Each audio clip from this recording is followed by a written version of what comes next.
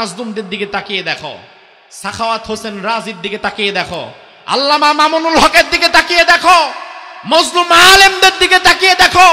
যাদের উপরে জুলুম করেছো তারা বীরের বেশে এই দেশে বসবাস করবে, বসবাস করেছে, বসবাস করছে। আর তোমরা যারা জুলুম করেছো বাংলাদেশে আর ঢোকার মতো কোনো মুখ তোমাদের আর নাই।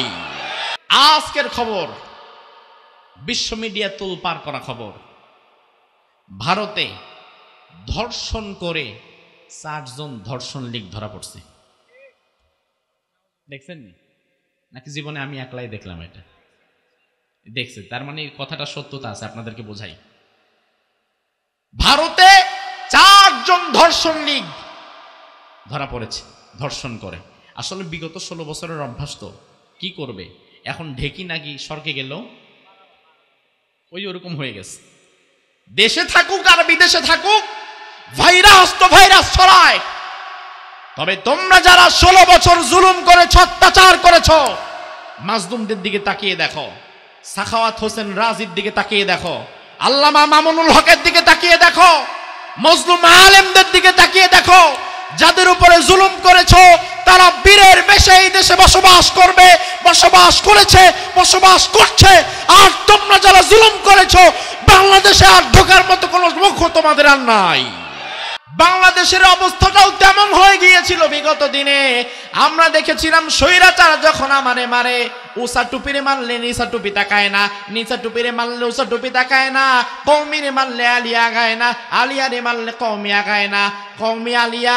এবং আমাদের মধ্যে বিভিন্ন ভেদাভেদ তৈরি করে স্বৈরাচারে মূলত এতদিন ক্ষমতায় টিকেছিল। আমরা যদি সকল মতভেদ ভুলে গিয়ে এক কাতারে দাঁড়িয়ে মোকাবেলা করতে পারতাম, তাইলে স্বৈরাচারের পতনের জন্য 2024 সাল পর্যন্ত অপেক্ষা করা লাগতো না, বরং 5ই মে শাপলা চত্বরের ওই রাতেই স্বৈরাচারের পতন হয়ে যাওয়ার কথা ছিল। কিন্তু না হওয়ার কারণ, আরো বেশি লাশ পড়ার কারণ, আরো বেশি রক্ত ঝরার কারণ কিন্তু আমরা আমাদের নীরবতাই তারে ধীরে ধীরে বিরাট স্বৈরাচার বানিয়ে দিয়েছে, ঠিক কি না? তার কারণ 5ই মে শাপলা চত্বরে হাজার হাজার আলেম ওলামা যারা জীবন দিয়েছে, সৌভাগ্য কিংবা দুর্ভাগ্য সেই রাতে আমিও সেখানে ছিলাম। আমি আমার জীবনে কোনোদিন এত বিভীষিকাময় ভয়াবহ রাত আজও পর্যন্ত দেখি নাই। চোখের সামনে লাশ, এটা জীবনে ওইবারই প্রথম দেখেছিলাম। চোখের সামনে টাটকা রক্ত, মানুষ লাফাচ্ছে। তখন তো আরো ছোট ছিলাম, মাদ্রাসায় পড়তাম। ওই প্রথম এই দৃশ্যগুলো আমরা দেখেছি। 2013 থেকে 24 আজও পর্যন্ত ভুলতে পারি নাই।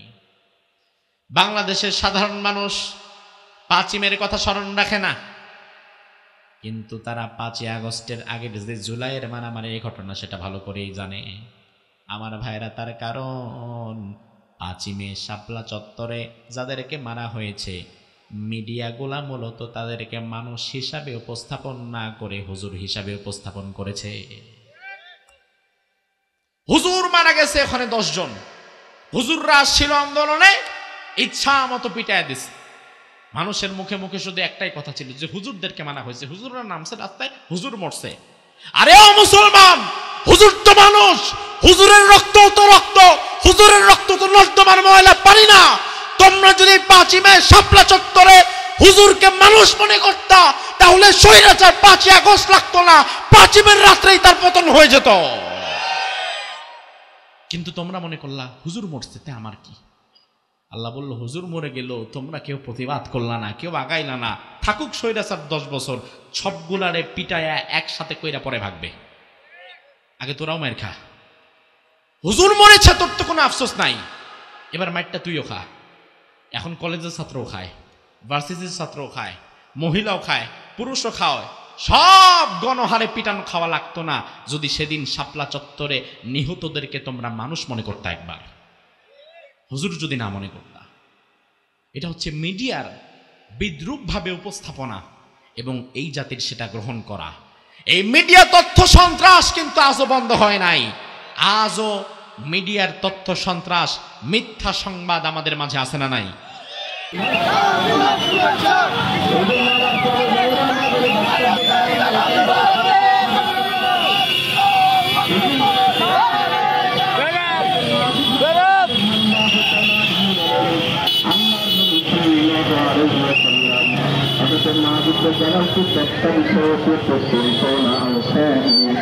رسول الله صلى الله عليه وسلم بأشهر كلمات الله আমাকে দশটা বিষয়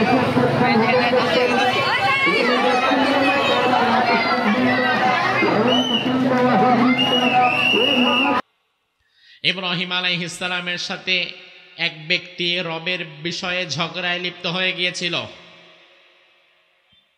আন আতাহুল্লাহুল মুলক, আল্লাহ বলেন ওই ব্যক্তিকে আমি আল্লাহ তাআলা রাজত্ব দিয়েছিলাম, সিংহাসন দিয়েছিলাম, সুপ্রিম পাওয়ার দিয়েছিলাম। তাহলে এখান থেকে আমরা বুঝে নিতে পারলাম রাজত্ব যিনি দান করতে পারেন, ক্ষমতায় যিনি বসাতে পারেন তিনি কে? নাকি পাশের দেশ? পাশের দেশ। বাংলাদেশের মানুষের মানসিকতাটা এতটা দুর্বল হয়ে গিয়েছে, একদল মানুষ ভেবেই নিয়েছে ক্ষমতায় আমাদেরকে বসাতে পারে ভারত, আর আরেক দল মানুষ ভেবে নিয়েছে ক্ষমতায় আমাদেরকে বসাতে পারে আমেরিকা। এই জন্য আমরা দেখি প্রচলিত দুটি ধারার দুইটি শক্ত রাজনৈতিক দল, এক দল ভারতের গোলামিতে লিপ্ত, আরেক দল আমেরিকার গোলামিতে লিপ্ত। বুদ্ধিমানদের জন্য ইশারাই যথেষ্ট, বেকুবরে ধাক্কানো লাগে। অন্তত নোয়াখালীর মানুষ বেকুব না, ইশারা দিলে বোঝা যায়। আমার ভাইরা ভালো করে বোঝেন, আমাদের রবের প্রশ্নে আমরা এক বাক্যে স্বীকার করে নিব আমাদের রবকে। তাইলে ক্ষমতা দেওয়ার মালিককে? আমার আল্লাহ তাআলা যদি রেগে যায় ক্ষমতা থেকে নামায়াও দিতে পারে, সেই ক্ষমতাও আল্লাহর আছে না নাই? আমরা যখন ভারতের আধিপত্যবাদ বিস্তারের বিরুদ্ধে কথা বলি, ভারতের আগ্রাসী মনোভাবের বিরুদ্ধে যখন আমরা কথা বলি, ইসকনের হামলার বিরুদ্ধে যখন আমরা কথা বলি, তখন কথাগুলো শুধু আমরাই কেন বলি? এই কথাগুলো তো দেশের স্বার্থে, স্বাধীনতা এবং সার্বভৌমত্বের স্বার্থে বাংলাদেশে যত রাজনৈতিক দল আছে সবারই বলা দরকার। ভারত যদি আমার দেশ নিয়ে কোনো নীল নকশা আঁকে, ভারত যদি আমার বাংলাদেশকে ইনডাইরেক্টলি তুচ্ছ করে, ভারতের দাদাবাবুরা যদি আমাদেরকে নিয়ে কোনো ষড়যন্ত্র করে, তাইলে সেই ষড়যন্ত্রের প্রতিবাদ শুধু আলেমরা করবে নাকি সবাই করবে? কিন্তু আমরা দেখি ভারতের বিরুদ্ধে কথা যা বলে তা আমাদের মতো আলেমরাই শুধু বলে, আর আপনাদের মতো সাধারণ মানুষ বলে। প্রচলিত ধারার বড় বড় রাজনৈতিক দলের নেতারা কথা কইতে সাহস পায় না। আগামীতে যারা ক্ষমতায় আসতে চাচ্ছে তারাও ভয়ে ভয়ে থাকে, তারা কথা বলতে চায় না ভারতের বিরুদ্ধে। তারা চিন্তা করে কথা যদি বলি তাইলে আমাদেরকে হয়তো আগামীতে আর ভারত সাপোর্ট দিয়ে ক্ষমতায় নিবে না। অথচ তারা ভুলে গিয়েছে ভারত বাংলাদেশের ক্ষমতায় কারা বসবে আর কারা না বসবে এটা ডিসাইড ভারত করতে পারে না। ইন্ডিয়ার মানুষদের এই ক্ষমতা নাই, নরেন্দ্র মোদীর এই ক্ষমতা নাই, নয়া দিল্লির এই ক্ষমতা নাই। বরং দিল্লি যদি বাংলাদেশে কারা ক্ষমতায় বসবে আর কারা নামবে এটা যদি ঠিক করতে পারতো, তাইলে 16 বছরের স্বৈরাচার কিয়ামতের আগেও বিদায় হতো না।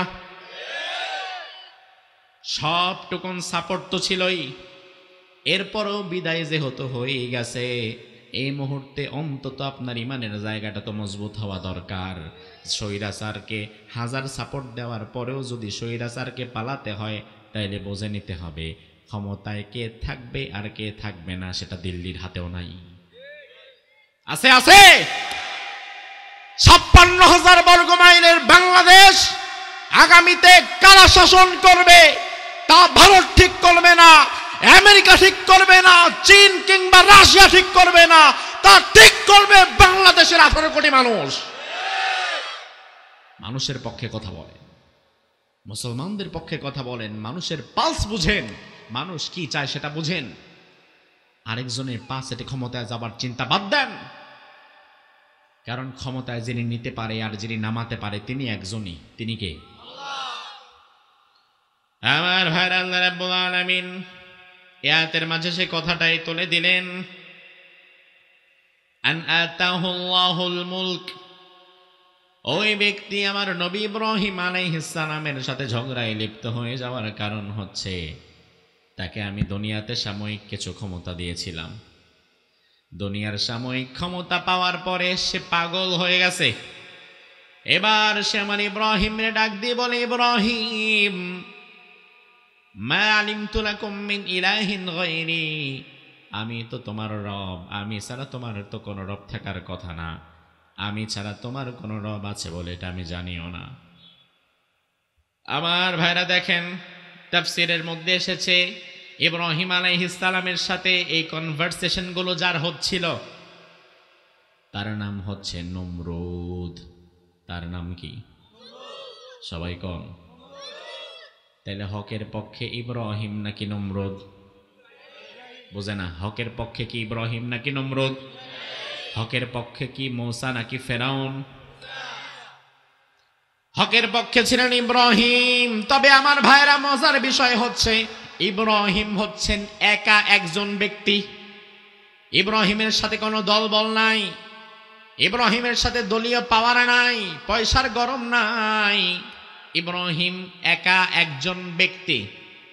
আর অন্যদিকে নমরুদের কাছে পয়সা আছে না নাই? ক্ষমতা, বাহিনী। নমরুদ ক্ষমতাবান, সিংহাসনে বসে আছে, বিরাট বড় সিংহাসন, চারপাশে হাজার হাজার নমরুদের কর্মী। এমন সময় ইব্রাহিম একা সিংহাসনে ঢুকেছে। নমরুদ ইব্রাহিমকে বলে, ইব্রাহিম, আমি তোমার রব। ইব্রাহিম বলে, হতেই পারে না, আমার রব একজন, তিনি কে?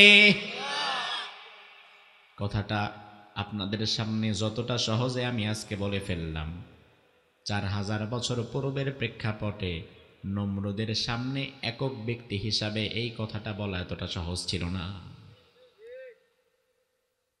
আমার ভাইরা, আল্লাহর হাবিব বলেছেন, সব চাইতে উত্তম জিহাদ, আফদলুল জিহাদ কালিমাতু হাক্কিন ইনদা সুলতানিন জাইরিন। সব চাইতে উত্তম জিহাদ হচ্ছে কোন জালিম শাসকের সামনে দাঁড়িয়ে বুক ফুলিয়ে হক কথাটা বলতে পারা। কোন জালিমের কাছে গিয়ে বিক্রি হয়ে যাওয়া নয়, বরং জালিমের সামনে সত্যকে মাথা উঁচু করে বলার নাম হচ্ছে আসল জিহাদ, যেটা করেছিলেন আমাদের বাবা ইব্রাহিম। ইব্রাহিম আলাইহিস সালাম তিনি বললেন, আমার রব আল্লাহ। এবার নমরুদ জিজ্ঞেস করলো, তোমার রবের কি ক্ষমতা আছে যেটা আমার মাঝে নাই? ইব্রাহিম বললেন, রব্বি আল্লাযী ইউহয়ী ওয়া ইউমীত, আমার রব এমন রব, তিনি আমাদেরকে জীবন দেয় আবার মৃত্যু দেয়। তাইলে আমাদেরকে যিনি জীবন দান করেছেন তিনি কে? আবার জীবনের পরে যিনি মৃত্যু দান করবেন তিনিও কে? এই কথা শুনে এবার নমরুদ বলে, আনা উহয়ী ওয়া উমীত। আরে বাড়ারে কোনো ব্যাপার হলো নাকি? আমিও জীবন দিতে পারি, আমিও মৃত্যু দিতে পারি। পারে তো মনে হয় না। ইব্রাহিম বলে, তুমিও পারো? কই, জীবন দেও দেখি, মৃত্যু দেও দেখি, কিভাবে পারো? এবার নমরুদ কারারক্ষী ডাকা হলো, কারারক্ষীকে ডেকে বলল, কারারক্ষী যাও, জেলখানা থেকে 2 জন আসামিকে বের করে নিয়ে আসো। নিয়ে আসা হলো। নমরুদ বলল, এই আসামি যেটা আছে এটা মেরে ফেলাও। মেরে ফেলা হলো। আর এক আসামির দিকে তাকায় বলল, এটারে ছেড়ে দাও, খালাস দিয়ে দাও। দিয়ে দেয়া হলো। নমরুদ বলল, দেখেছো, তোমার আল্লাহ নাকি জীবন দেয় আবার মৃত্যু দেয়। আমি নমরুদ তো জীবন দিলাম আবার মৃত্যু দিলাম, একজনে ফাঁসি দিয়া মাইরা ফেললাম, আর একজনে বেকসুর খালাস দিয়া জীবন দিয়ে দিলাম। যুক্তিটা তো হয়েছে। আমার ভাইরা দেখেন, নমরুদের মতো কিছু মানুষের মানসিকতা কিন্তু এখনো রয়ে গেছে। নমরুদের মানসিকতা বুঝবেন কিভাবে? বর্তমানেও আমরা দেখি দুনিয়ার বিভিন্ন প্রান্তে যারা জুলুমবাজ হয়ে ক্ষমতায় যায়, ক্ষমতায় গিয়ে যারা জালিম স্বৈরাচার হয়ে যায়, এই স্বৈরাচারগুলো একটা সময় নিজের এতটা বড় উচ্চ আসনে নিয়ে যায়, মতের বিপরীতে গেলে ভালো মানুষ, ভালো আলেম, এমনকি কোরআনের মুফাসসিররে ফাঁসির মামলায় ঝুলাইয়া দিতে পারে। আবার শুধুমাত্র মতের সাথে মিলার কারণে ফাঁসির দণ্ডাদেশ প্রাপ্ত আসামিনেও ছাইরা দিতে পারে। এটা নমরুদের ভাবনা। এই কাজ যদি তুমি করো ভাই, তাইলে বুঝতে হবে নমরুদের চিন্তাধারাটা তোমার মাঝেও ঢুকে গেছে, কারণ তোমার কাজটাই নমরুদ আগে করেছিল। ইব্রাহিম আলাইহিস সালাম দেখলেন এ তো পাগল, এর তো বোঝানো যাবে না। বুঝাইতে গেলাম একটা মেরে ফেলাইলো, আরেকজনে ছেড়ে দিল, তারে বোঝাবার জন্য অন্য কিছু বলতে হবে। এবার ইব্রাহিম আলাইহিস সালাম তিনি বললেন, قال إبراهيم فإن الله يأتي بالشمس من المشرق। ইব্রাহিম বললেন, আমার প্রভু হওয়ার এতই যখন তোমার শখ, আমার রব হওয়ার এতই যখন তোমার ইচ্ছা, فإن الله يأتي بالشمس من المشرق, আমার আল্লাহ তাআলা প্রতিদিন সূর্যকে উদিত করে পূর্ব দিগন্ত থেকে। আর তুমি যদি আমার আল্লাহ হতে চাও, ফাতি বিহা মিনাল মাগরিব, তুমি তাইলে আগামী দিন সূর্যটাকে উদিত করো পশ্চিম দিক থেকে। ভালো করে বোঝেন, স্বাভাবিক নিয়মে আল্লাহ তাআলা প্রতিদিন সূর্যকে উদিত করে কোন দিক থেকে? ইব্রাহিম বলে, তুমি যদি আমার প্রভু হতেই চাও, মারামারির প্রসঙ্গ বাদ দাও, সূর্যটারে শুধুমাত্র আগামী দিন সকালবেলা পশ্চিম দিক থেকে টাইনা এটা দেখাও, সূর্যকে পশ্চিম দিক থেকে নিয়ে আসো। এটা পারবে তো নমরুদ না? এবার আল্লাহ বললেন, ফাবুহিতাল্লাযী কাফার, ওই কাফের মাথা নিচের দিকে চুপচাপ দাঁড়ায় আছে, কারণ এমন জায়গায় হাত দিয়েছে যেখানে কারো কোনো কেরামতি চলে না। এরপরে আল্লাহ বললেন, ওয়াল্লাহু লা ইয়াহদিল কওমাল যালিমিন, নিশ্চয়ই আমি আল্লাহ তাআলা দুনিয়ার জালিমদেরকে হেদায়েত দেই না। আমার ভাইরা দেখেন, শেষের অংশটা বড় ভয়ানক। আয়াতের বাকি অংশগুলো যেমন তেমন, তবে শেষের অংশটা অত্যন্ত ভয়াবহ। আমার আল্লাহ বললেন, ওয়াল্লাহু লা ইয়াহদিল কওমাল যালিমিন, আমি আল্লাহ কিন্তু জালিমদের হেদায়েত দেই না। আমি আল্লাহ নাস্তিকদের হেদায়েত দেই না এটা বলেন নাই, আমি আল্লাহ কাফেরদের হেদায়েত দেই না বলেন নাই, আমি আল্লাহ মুশরিকদের হেদায়েত দেই না বলেন নাই, আমি আল্লাহ ইহুদি খ্রিস্টানদের হেদায়েত দেই না এই কথা বলেন নাই, বরং আল্লাহ বলেছেন আমি আল্লাহ কখনো জালিমদের হেদায়েত দেই না। তার মানে জুলুম যারা করে আসলেই তাদের কপালে হেদায়েত জুটে না। এই জন্য দেখবেন জালিমদের মনে কোনো আফসোসও থাকে না। কথা কি বোঝেন? কথা কি বোঝেন? জালিমকে যদি আল্লাহ হেদায়েত দিয়ে দিতেন, তাইলে 5ই আগস্টের পরে যে ঘটনা ঘটেছে, জালিমের তো হেদায়েত হয়ে যাওয়ার কথা। কিন্তু আমরা দেখলাম আল্লাহর কোরআনের আয়াতের বাস্তবতা কতটা চমৎকার। আমার আল্লাহ 1500 বছর আগে বলেছে, দুনিয়ার জালিমদেরকে, স্বৈরাচারদেরকে আমি আল্লাহ হেদায়েত দেই না। তার সবচাইতে বড় প্রমাণ হচ্ছে, স্বৈরাচার এখন পাশের দেশে বৈশা হেদায়েত না পাইয়া বরং আরো নিজের দেশের ক্ষতি করার জন্য পাশের দাদা বাবুদের সাথে হাত মিলাচ্ছে। হেদায়েত যদি হইতো তাইলে চুপচাপ হয়ে যেত, বাকি জীবন নামাজ পড়ে তওবা করে নিজের ভুলের জন্য আল্লাহর দরবারে ক্ষমা চাইতো। কিন্তু হেদায়েত যেহেতু কপালে নাই, এই জন্য আরো তার ভেতরে হিংসা, আক্রোশ আরো বেড়ে গেছে। আমার ভাইরা, হেদায়েত অত্যন্ত বড় একটা বিষয়, যেটা দুনিয়ার কোনো মানুষের কাছে আল্লাহ দেয় নাই। আমি আপনাদের কাছে জানতে চাই, হেদায়েতের মালিক কে? আরো জোরে। আমি আবার আপনাদের কাছে জানতে চাই, হেদায়েতের মালিক কি আল্লাহ নাকি রাসূল? কার কাছে হেদায়েত? আল্লাহ রাব্বুল আলামিন কোরআনুল কারীমের মধ্যে বললেন, ইন্নাকা লা তাহদি মান আহবাবতা ওয়ালাকিন্নাল্লাহা ইয়াহদি মান ইয়াশা ওয়া হুয়া আ'লামু বিল মুহতাদিন। সুবহানাল্লাহ। আমি আল্লাহ তাআলা যাকে চাই হেদায়েত তাকে দেই। ইন্নাকা লা তাহদি মান আহবাবতা, ও নবী আপনি যাকে চান তাকে আপনি হেদায়েত দিতে পারবেন। আমার ভাইয়ের আল্লাহর হাবিব তো চেয়েছিলেন হেদায়েত দেওয়ার জন্য আবু তালেবকে, আল্লাহর হাবিব তো চেয়েছিলেন আবু তালেবকে হেদায়েত দেওয়ার জন্যে, যার ফলে তিনি সবচাইতে বেশি চেষ্টা করেছেন, কষ্ট করেছেন আবু তালেবকে কালিমা পড়ানোর জন্যে। মৃত্যুর এক মুহূর্তে বিশ্বনবী আবু তালেবের কোলের মাথার কাছে দাঁড়িয়ে আছেন, আবু তালেবের মাথার পাশে বসে আছেন আল্লাহর হাবিব।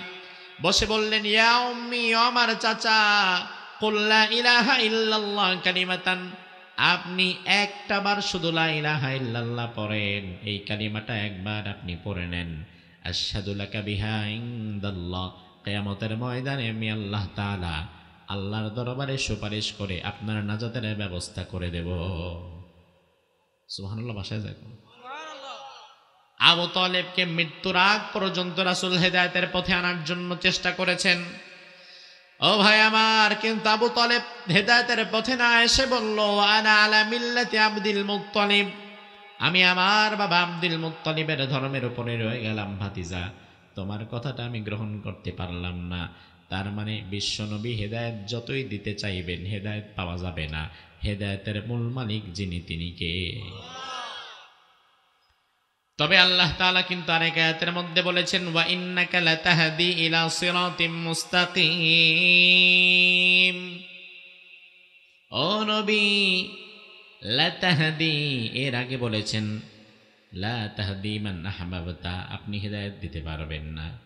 আর এই আয়াতে বললেন লাতাহদি ইলা সিরাতিম মুস্তাকিম, অবশ্যই অবশ্যই সিরাতে মুস্তাকিমের হেদায়েত আপনি দিতে পারবেন। তাহলে আয়াত তো দুই রকম হয়ে গেল। এক আয়াতে আল্লাহ তাআলা বললেন নবী আপনি হেদায়েত দিতে পারবেন না, আর এক আয়াতে বললেন অবশ্যই দিবেন। আয়াতের মধ্যে যদিও শুনতে মনে হয় দুই রকম, কিন্তু আসলে দুই রকম নয়, বিষয়টা একটাই। আমার ভাইরা, মূল বিষয়টা হচ্ছে হিদায়াত। যেই হিদায়াত 5 ওয়াক্ত নামাজেই আমরা চাই, 5 ওয়াক্ত নামাজেই আমরা আল্লাহর দরবারে সূরাতুল ফাতিহার মধ্যে একটা আয়াত আমরা বারবার করে পড়ি, ওই আয়াতটা হচ্ছে ইহদিনাস সিরাতাল মুস্তাকিম। পারেন না আপনারা? না পারেন না তো পড়েন না আমার সাথে, ইহদিনাস। এই আয়াতের অর্থ কি? ইহদিনা, আমাদেরকে দেখান, সিরাতাল মুস্তাকিম, সরল সঠিক পথ।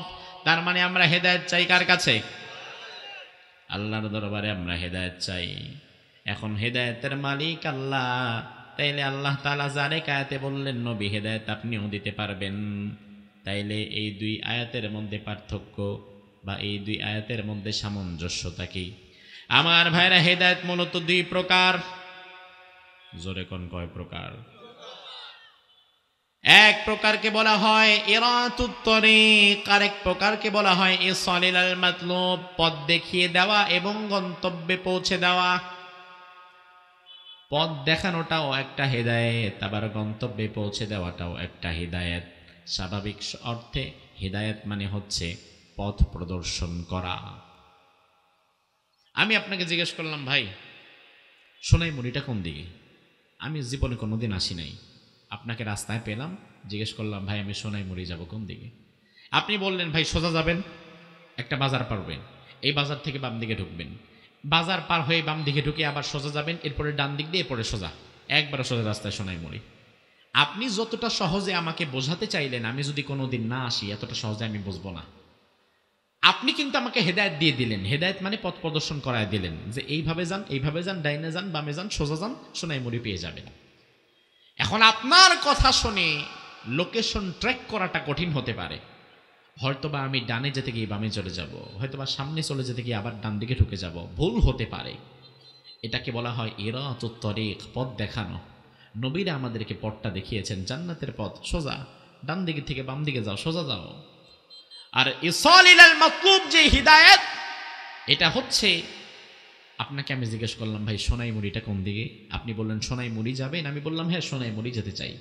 আপনি বললেন যে আমিও তো সোনাইমুড়ির দিকে যাব, ওখানে আমার দোকান, আসেন আমার সাথে রিকশায় চলেন, আপনারে নামাই দিচ্ছি। আপনার সাথে রিকশায় করে সোনাইমুড়ি গেলে ওই মুহূর্তে কি পথ ভুল করার আর কোনো সম্ভাবনা আছে? কথা কেন আছে? কিন্তু যদি আপনি আমার রাস্তা দেখায় দেন ডান দিকে না বাম দিকে, বাম দিকে না সোজা, তাইলে পথ ভুল করার সম্ভাবনা আছে না নাই? কিন্তু যদি সরাসরি নিজে নিয়ে চলে যান তাইলে আর ভুল করার সম্ভাবনা নাই। দুনিয়ার নবীরা, দুনিয়ার সব নবী রাসূলগণ হেদায়েত দিতে পারে, তবে হেদায়েতটা সীমাবদ্ধ। ইরাতুত তরিক, পথ দেখিয়ে দেওয়ার মধ্য দিয়ে এ পর্যন্তই নবীদের হেদায়েতের পরিসীমা শেষ। কিন্তু আমার আল্লাহ তাআলা যে হেদায়েত দিতে পারেন, ওই হেদায়েত হচ্ছে সোনাইমুড়ি বাজার পর্যন্ত নিয়ে যাওয়ার মতো, পুরা আপনাকে ধরে জান্নাত পর্যন্ত নিয়ে যাওয়ার হিদায়াত। এই হিদায়াতটা এক আল্লাহ ছাড়া দুনিয়ার আর কারো হাতে নাই। সে আল্লাহ রাব্বুল আলামিন বলছেন, বান্দা আল্লাহু লা ইয়াহদিল কওমায যালিমিন, নিশ্চয়ই দুনিয়ার কোন জালিম কখনো হেদায়েত পাবে না। তাহলে জোরে জবাব দেন, হেদায়েত পাবে না আল্লাহর ভাষায় তারা যারা জালিম, যারা কি? জোরে কোন, যারা কি? তাইলে দুনিয়াতে যদি আপনি জুলুম করে জালিম হয়ে যান, সবার আগে যেটা হারাবেন সেটা হচ্ছে হেদায়েত। সবার আগে যেটা হারাবেন সেটা হেদায়েত, কারণ জালিমদের কপালে আল্লাহ হেদায়েত রাখে না। ফেরাউনকে বারবার সুযোগ দেওয়ার পরেও ফেরাউনের কপালে হেদায়েত জুটে নাই। নমরুদকে বারবার সুযোগ দেওয়ার পরেও নমরুদের কপালে হেদায়েত জুটে নাই। হামান কারুনকে বারবার সুযোগ দেওয়ার পরেও তাদের কপালে হেদায়েত জুটে নাই। সুতরাং আজকের দুনিয়াতেও যারা জুলুম করে, আমরা মাঝে মাঝে দেখি আল্লাহ তাআলা তাদেরকে ঢিল দেয়, ছাড় দেয়। জুলুম করে তারপরেও ছাড় দেয়, জুলুম করে তারপরেও ছাড় দেয়, সাথে সাথে ধরে না। কিন্তু ছাড় দিতে দিতে যদি কিয়ামত পর্যন্ত ছাড় দেয়, জালিমের কপালে হেদায়েত জুটে না, জালিম হেদায়েত পায় না।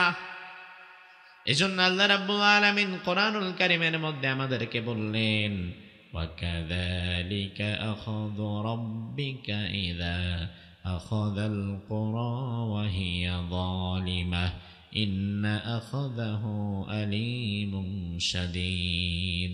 আমি আল্লাহ তাআলা জালিমদেরকে ধরি না, আমি আল্লাহ তাআলা জালিমদেরকে ঢিল দেই, ছাড় দেই। আমি আল্লাহ ঢিল দেই, ছাড় দেই, ছাড় দেই। কিন্তু আল্লাহর ছাড় দেওয়াটাকে জালিমেরা মনে করে ছেড়ে দেয়। কিন্তু আমার ভাইয়েরা, আপনারা চালাক মানুষ, আপনারা বুঝবেন, ছাড় দেওয়া আর ছেড়ে দেওয়া কিন্তু এক বিষয় নয়। বিষয়টা কি এক? জোরে কোন, বিষয়টা কি এক? ছাড় দেওয়া এক জিনিস। আমি তার একটা অপরাধ দেখলাম, দেখেও না দেখার ভান করলাম। আপনি জানেন অনেক সময় শিক্ষক যারা হয়, ছাত্র কিন্তু 10টা অপরাধ করলে 10টা অপরাধের জন্যই পিটায় না, বরং 10টা অপরাধ করলে 2টার জন্য শাস্তি দেয়, বাকি 8টা মাফ করে দেয়। শিক্ষক যাচ্ছে ক্লাসরুমের পাশ দিয়ে, দেখলো বাচ্চাটা দুষ্টামি করতেছে, আরে গতকাল না বাচ্চাটার একবার মারলাম, এখন আবার দুষ্টামি করতেছে, আবার যদি মারি কেমন দেখায়। শিক্ষক দেখেও না দেখার ভান করে চলে যায়। বাচ্চা যদি সাবধান হয় তাহলে সে বুঝে যায়, আল্লাহ রে, হুজুর তো আমারে দেখছে, আর দুষ্টামি করা যাবে না। সে যদি চালাক চতুর হয়, আর সে যদি বোকা হয়, তাহলে দুষ্টামি বারবার বারবার করে আর মাইর আবার খায়। কিন্তু শিক্ষক কিন্তু সব অপরাধের কারণে তাকে ধরে না, ধরে তো ধরে না, ধরে তো ধরে না, কিন্তু যখন ধরে তখন আবার ছাড়ে না। কথাকে ঠিক না ব্যাঠিক? আল্লাহ তাআলার বিষয়টাও এমন, সব অপরাধের কারণে আল্লাহ তাআলা যদি আমাদেরকে ধরা শুরু করত, আমরা টিকতেই পারতাম না, বাঁচতেই পারতাম না, অক্সিজেনটাই নিতে পারতাম না, যদি আল্লাহ তাআলা পাই টু পাই হিসাব করা শুরু করত। কিন্তু আল্লাহ তো ধরে না, ধরে না, ধরে না, ধরে না, কিন্তু ধরলে আর।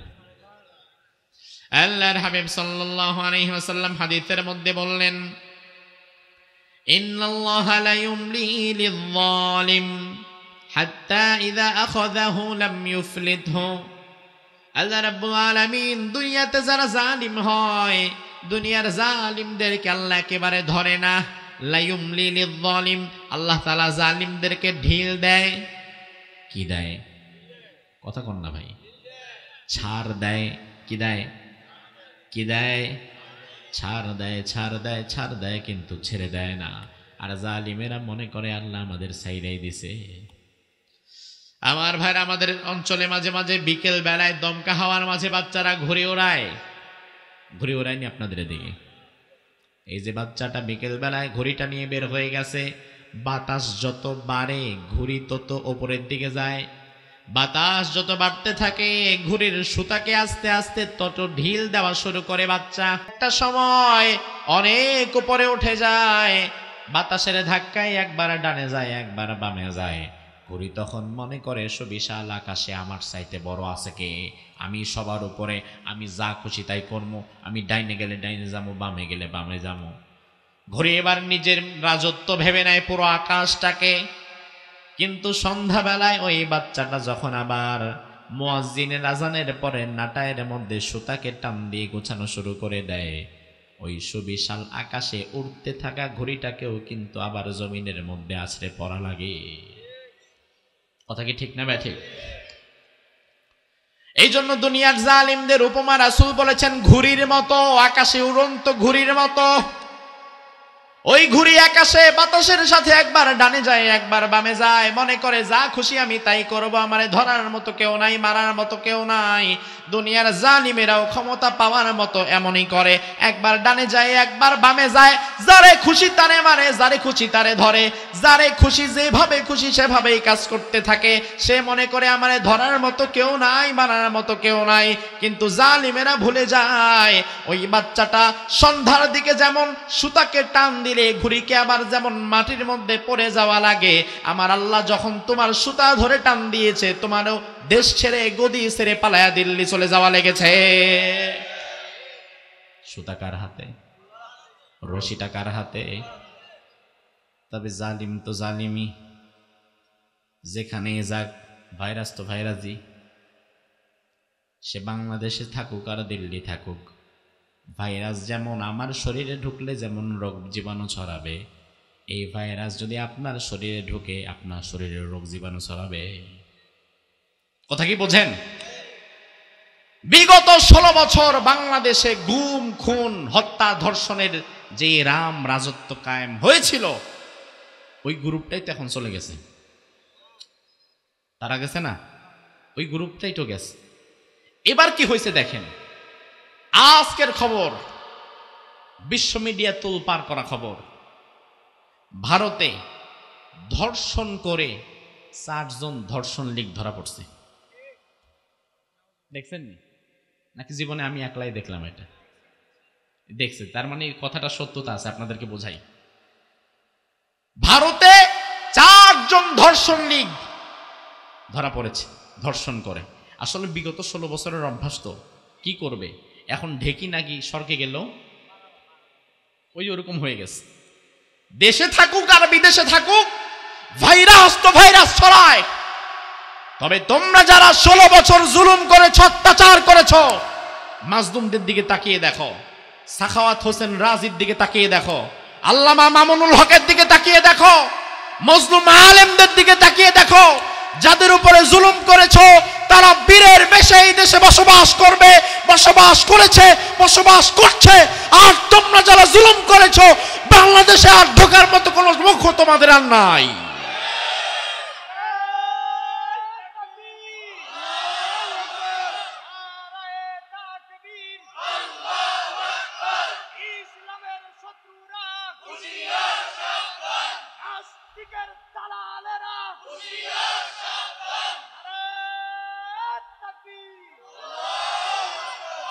দুনিয়ার সব চাইতে বড় অপরাধকে, যেটা আল্লাহ তাআলা সবচেয়ে বেশি ঘৃণা করেন, শিরকের পরে সবচেয়ে বড় অপরাধের নাম জুলুম। যেই অপরাধ আল্লাহ তাআলা সবচেয়ে বেশি ঘৃণা করেন, আজ সেই জুলুমের মধ্যে আমরা গা ভাসিয়ে দিচ্ছি। যারাই ক্ষমতায় যায়, ক্ষমতায় আসার আগে সবাই মোটামুটি ইসলামের পক্ষে কথা বলে, সবাই মোটামুটি দেশ ও জাতির পক্ষে কথা বলার চেষ্টা করে, কিন্তু ক্ষমতায় যাওয়ার পরে প্রত্যেকেই বিগত ইতিহাস থেকে শিক্ষা নেয় না, বরং নতুনভাবে জুলুম করার প্রস্তুতি গ্রহণ করে, নতুনভাবে জুলুম করার প্রস্তুতি গ্রহণ করে। তার সবচেয়ে বড় প্রমাণ, এখনো কোনো দল ক্ষমতায় যায় নাই, নির্বাচন হয় নাই, অন্তর্বর্তীকালীন সরকার বসে আছে, কিন্তু আমরা অবাক হয়ে যাই, এক দল চাঁদাবাজ বিদায় হয়েছে তো অন্য দল চাঁদাবাজ রাস্তার বনে বনে দাঁড়িয়ে গেছে। সুতরাং প্রমাণ হয়, তোমরাও যদি আগামীর বাংলাদেশে যেতে পারো, তোমরাও তো বাংলাদেশটাকে চুষে খেয়ে ফেলবা। আমার ভাইরা, এমন ঈমান রাখতে হবে যে ঈমানের সাথে জুলুমের কোনো মিশ্রণ নাই। আপনি ঈমানদার, আবার একই সাথে ঈমানের সাথে যদি জুলুমের মিশ্রণও থাকে, এই ঈমান আল্লাহ তাআলার কাছে কখনো গ্রহণ হবে। রব্বুল আলামিন বলেন, আল্লাযীনা আমানু ওয়া লাম ইয়ালবিসু ঈমানাহুম বিযুলমিন উলাইকা লাহুমুল আমনু ওয়া হুম মুহতাদুন। আর যারা ঈমান আনবে, ঈমানের সঙ্গে যারা জুলুম না করবে, জুলুমের মিশ্রণ যারা ঈমানের সঙ্গে না ঘটাবে, উলাইকা লাহুমুল আমনু ওয়া হুম মুহতাদুন, আমি আল্লাহ রাব্বুল আলামিন বললাম ওই মানুষগুলোকে আমি আল্লাহ তাআলা হিদায়াতের উপরে রেখে দিব। সুবহানাল্লাহ। আমার ভাইরা দেখেন আল্লাহ তাআলা কেন বললেন আমি আল্লাহ জালিমদের হেদায়েত দেই না? তার কারণ আমার ভাইরা জুলুম করাটাকে আল্লাহ বড় বেশি ঘৃণা করেন, সব চাইতে বেশি অপছন্দ করেন। হালাল, হারাম, জায়েজ, নাজায়েজ এই শব্দগুলো আমাদের জন্য, শরিয়াতের বিধিমালাগুলো আমাদের জন্য। আল্লাহর জন্য হালাল হারামের কোনো দরকার নাই, আল্লাহর জন্য জায়েজ না জায়েজের কোনো দরকার নাই। বরং এমনও অনেক বিষয় আছে যে বিষয়গুলো বান্দার জন্য হারাম কিন্তু আল্লাহর জন্য হারাম নয়, বান্দার জন্য না জায়েজ তবে আল্লাহর জন্য না জায়েজ নয়। যেমন আমার ভাইরা জবাব দেন, অহংকার করা এটা কি আমাদের জন্য হালাল না হারাম? জায়েজ না না জায়েজ? কিন্তু অহংকার করা কিন্তু আল্লাহর জন্য হারাম নয়, অহংকার করা আল্লাহর জন্য না জায়েজ নয়। আল্লাহ রাব্বুল আলামিন কোরআনুল কারীমের সূরাতুল হাশরের মধ্যে বললেন, হুয়াল্লাহুল্লাযী লা ইলাহা ইল্লা হু আল মালিকুল কুদ্দুসুস সালামুল মুমিনুল মুহাইমিনুল আজিজুল জব্বারুল মুতাকাব্বির। আমি আল্লাহ ছাড়া তোমাদের কোনো ইলাহ নাই, আকাশেও নাই জমিনেও নাই। আমি আল্লাহ রাব্বুল আলামিন, আমি তোমার মালিক, আমি পবিত্র, আমি শান্তিদাতা। এই কথা বলতে বলতে এক পর্যায়ে আল্লাহ বললেন আমি মুতাকাব্বির। মুতাকাব্বির শব্দের অর্থ হচ্ছে অহংকারী। যে অহংকার করা আপনার জন্য হারাম, আল্লাহ বলে আমি নিজেই সেই অহংকারী। তার কারণ আল কিবরিয়া উরিদাই ওয়াল আযমাতু ইজারি, বড়ত্ব আমার ভূষণ, অহংকার আমার চাদর। এজন্য দুনিয়াতে কেউ অহংকার করুক এটা আল্লাহ চায় না, কারণ অহংকারটা আল্লাহ একমাত্র নিজেই করতে পারে। তার মানে আমার ভাইয়েরা আমি বোঝাতে চাইলাম অহংকার করা আমাদের জন্য হারাম কিন্তু আল্লাহর জন্য হারাম নয়।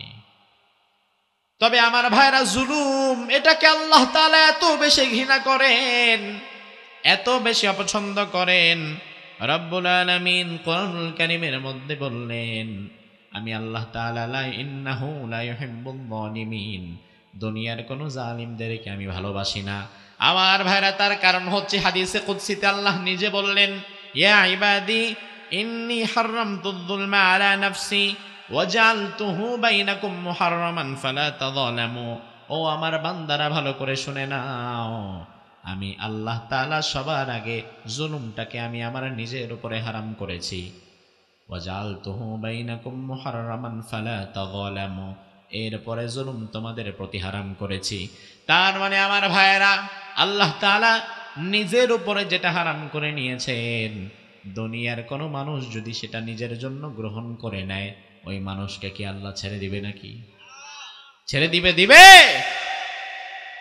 এজন্য আমাদেরকে জুলুমের বিরুদ্ধে সোচ্চার হতে হবে, জালিমদের বিরুদ্ধে কথা বলতে হবে, স্বৈরাচারের বিরুদ্ধে কথা বলতে হবে সব সময়। তার কারণ হচ্ছে মানুষ তো একদিনে আর জালিম হয়ে যায় না, মানুষ একদিনে স্বৈরাচারও হয়ে যায় না, বরং আমাদের মতো দাড়িওয়ালা টুপিওয়ালা ভালো মানুষগুলোর চুপ থাকার কারণেই মানুষ স্বৈরাচার হয়ে যায়। একদিনে হয় না, ধীরে ধীরে হয়। আর সেটা আপনার আমার মতো ভালো মানুষের চুপ থাকার কারণে, নীরবতার কারণে। তার কারণ হচ্ছে মসজিদের মধ্যে আপনি এশার নামাজ পড়লেন, এশার নামাজের পরে আপনি যখন বের হলেন বাড়ির দিকে যাচ্ছেন, আপনি দেখলেন আপনার ঘরের রাস্তার সামনে দুই যুবক দাঁড়ায় দাঁড়ায় সিগারেট খাচ্ছে। রাত বাজে তখন 8:30। আপনি চিন্তা করলেন চিনি না, কোত্থেকে আসছে না আসছে, কি বইলে আবার কি ভাবে, কি বিপদে না পড়ি। কিছুই না বলে আপনি বাড়ির দিকে চলে গেলেন।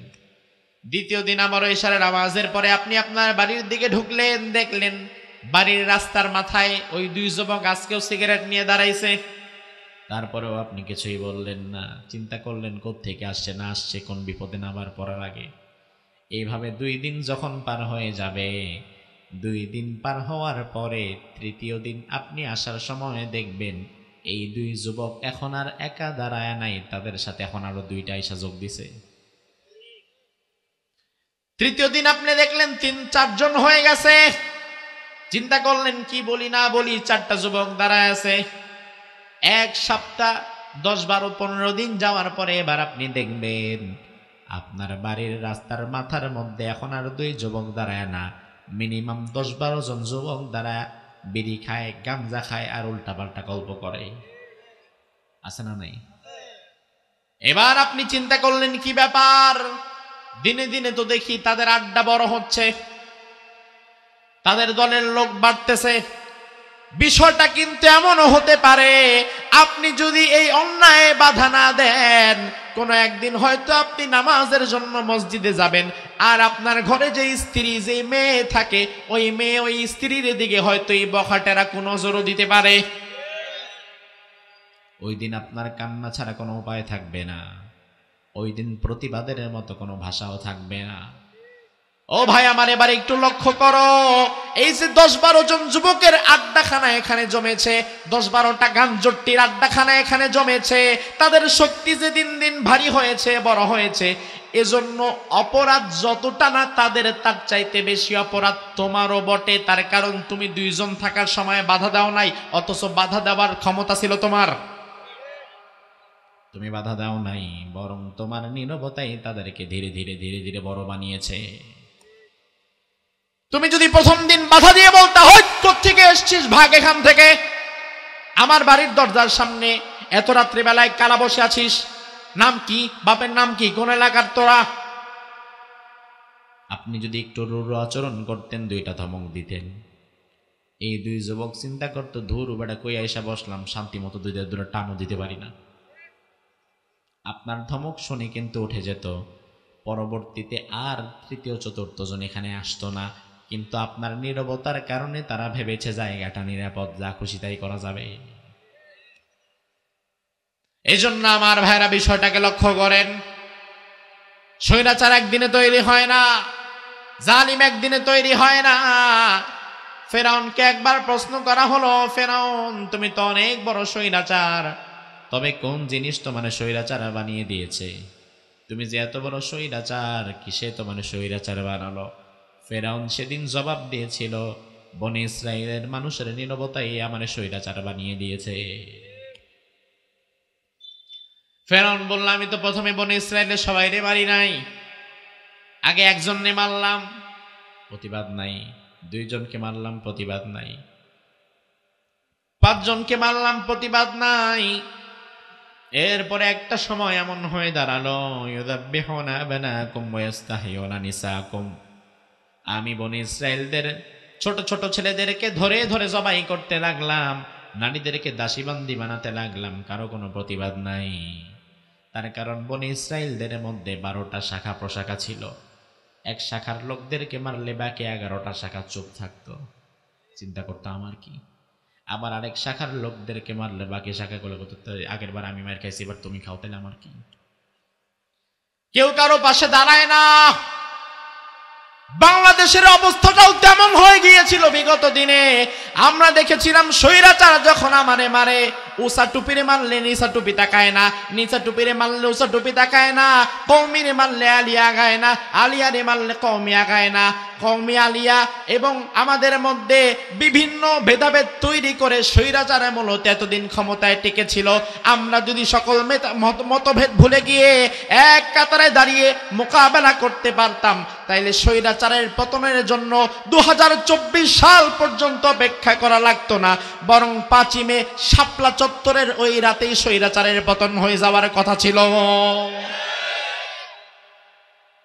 কিন্তু না হওয়ার কারণ, আরো বেশি লাশ পড়ার কারণ, আরো বেশি রক্ত ঝরার কারণ কিন্তু আমরা, আমাদের নীরবতাই তারে ধীরে ধীরে বিরাট স্বৈরাচার বানিয়ে দিয়েছে, ঠিক কি না? তার কারণ 5ই মে শাপলা চত্বরে হাজার হাজার আলেম ওলামা যারা জীবন দিয়েছে, সৌভাগ্য কিংবা দুর্ভাগ্য সেই রাতে আমিও সেখানে ছিলাম। আমি আমার জীবনে কোনোদিন এত বিভীষিকাময় ভয়াবহ রাত আজও পর্যন্ত দেখি নাই। চোখের সামনে লাশ, এটা জীবনে ওইবারই প্রথম দেখেছিলাম। চোখের সামনে টাটকা রক্ত, মানুষ লাফাচ্ছে। তখন তো আরো ছোট ছিলাম, মাদ্রাসায় পড়তাম। ওই প্রথম এই দৃশ্যগুলো আমরা দেখেছি। 2013 থেকে 24 আজও পর্যন্ত ভুলতে পারি নাই। বাংলাদেশের সাধারণ মানুষ 5ই মের কথা স্মরণ রাখে না, কিন্তু তারা 5ই আগস্টের আগের যে জুলাইয়ের মারামারি এই ঘটনা সেটা ভালো করেই জানে আমার ভাইরা। তার কারণ 5ই মে শাপলা চত্বরে যাদেরকে মারা হয়েছে, মিডিয়াগুলা মূলত তাদেরকে মানুষ হিসাবে উপস্থাপন না করে হুজুর হিসাবে উপস্থাপন করেছে। হুজুর মারা গেছে ওখানে 10 জন, হুজুররা আসছিল আন্দোলনে, ইচ্ছা মতো পিটায় দিছে। মানুষের মুখে মুখে শুধু একটাই কথা ছিল যে হুজুরদেরকে মানা হয়েছে, হুজুররা নামছে রাস্তায়, হুজুর মরছে। আরে ও মুসলমান, হুজুর তো মানুষ, হুজুরের রক্ত তো রক্ত, হুজুরের রক্ত তো নর্দমার ময়লা পানি না। তোমরা যদি 5ই মে শাপলা চত্বরে হুজুরকে মানুষ মনে করতা, তাহলে স্বৈরাচার 5ই আগস্ট লাগতো না, 5ই মের রাত্রেই তার পতন হয়ে যেত। কিন্তু তোমরা মনে করলা হুজুর মরছে, তে আমার কি? আল্লাহ বলল, হুজুর মরে গেল, তোমরা কেউ প্রতিবাদ করলা না, কেউ আগাইলা না। থাকুক স্বৈরাচার 10 বছর, সবগুলারে পিটায়া একসাথে কইরা পরে ভাগবে। আগে তোরাও মায়ের খা। হুজুর মরেছে, তোর তো কোনো আফসোস নাই, এবার মাইরটা তুইও খা। এখন কলেজের ছাত্রও খায়, ভার্সিটির ছাত্রও খায়, মহিলাও খায়, পুরুষও খাওয়ায়।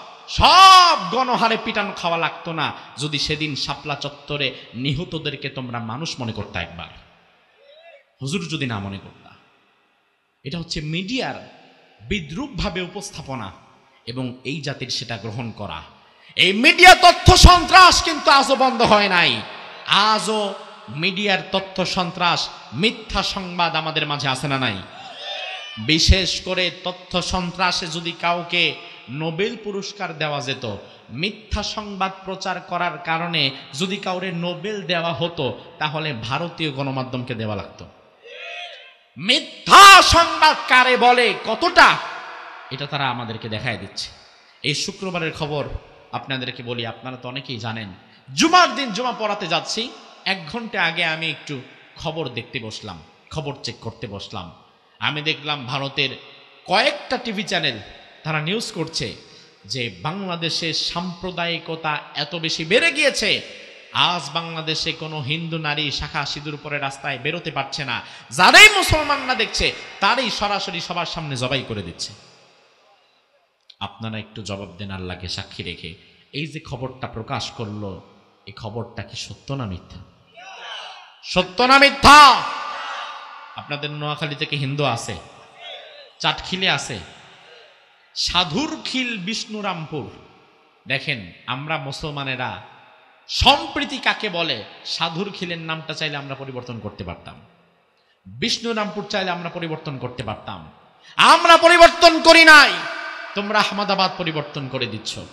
তোমরা ভারতের প্রত্যেকটা জায়গায় মোহাম্মদাবাদ, আহমদাবাদ, রসুলপুর সব নাম ধরে ধরে তোমরা পরিবর্তন করে দিচ্ছ।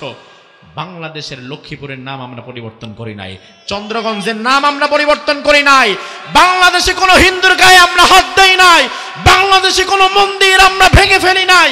অথচ আমরা যদি চাইতাম, তোমাদের মতো সন্ত্রাসবাদ যদি আমরা লালন করতাম, আমাদের মাঝে এই 53 বছর লাগতো না, 53 মিনিটে বাংলাদেশ থেকে হিন্দু নির্মূল করার ক্ষমতা আমাদের আছে। কিন্তু আমরা করি নাই। আমরা করেছি, বলেন আমরা করেছি?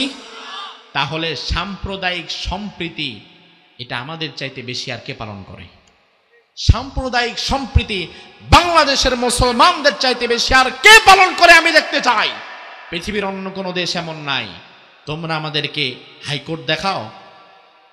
দিল্লি শাসন করেছে মুসলমান 766 বছর, প্রায় 800 বছর। এই ভারত শাসন করেছে মুসলমান প্রায় 800 বছর।